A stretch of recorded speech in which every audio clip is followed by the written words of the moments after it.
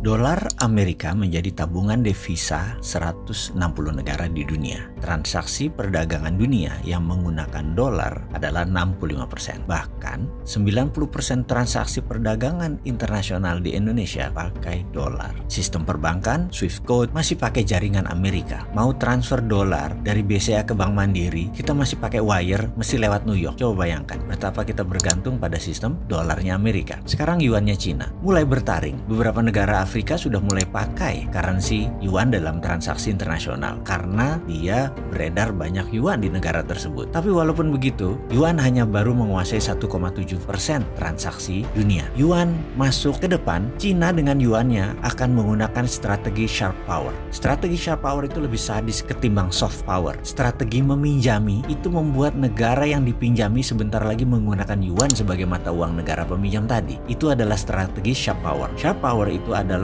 dengan berbagai cara pintar dibungkus dengan proyek jangka panjang yang pada akhirnya adalah untuk masuk trapnya yuan. Jadi kalau kita bicara currency domination, ujung-ujungnya Amerika masih number one, masih numero uno. Kita bahas sebentar tentang rupiah. Selama 7 presiden rupiah tergerus terus nilainya ke bawah. Ada yang terdepresiasi, ada yang terdevaluasi. Intinya nilainya turun terus, bahkan pernah ke 16.000 terendahnya. Dan apakah dengan transaksi perdagangan kita yang selalu tekor dalam 5 tahun ke depan, akankah jebol rekor 16.000 itu melemah menjadi 17.000? Walau alam, tapi trennya ke arah sana. Sementara, apalagi yang kita harus pikirkan? Militeri, urusan perang bedil dan kombatan kita sangat terbatas. Anggaran kita terbatas. Proxy war kita nggak terlalu paham. Kita nggak terlalu ngerti bagaimana memakai proxy war. Apalagi hybrid war, kita lebih nggak ngerti lagi. Bingung apa itu hybrid war. Non-kombatan lainnya, Indonesia sudah kalah di mana-mana. Buktinya ideological warfare kita kalah, counter ideological warfare-nya nggak ada. Ini kita berantakan di banyak hal karena negara lain mendominasi Indonesia. Sekarang kita lihat apa lagi? Perang apa lagi yang ada? Perang ekonomi atau economic warfare? Kita nggak punya pertahanannya. International warfare sudah telanjang bagi Indonesia. Kita nggak punya pertahanan. Semua sudah terbaca. Mau apa lagi? Media warfare, kita kalah telak. Teknologi warfare, apalagi kita pakai semua teknologi asing. Informational, kita udah nggak bisa nyensor. Udah banyak cara untuk kita ditelanjangi atau diserang oleh mereka. Terakhir tentang cultural warfare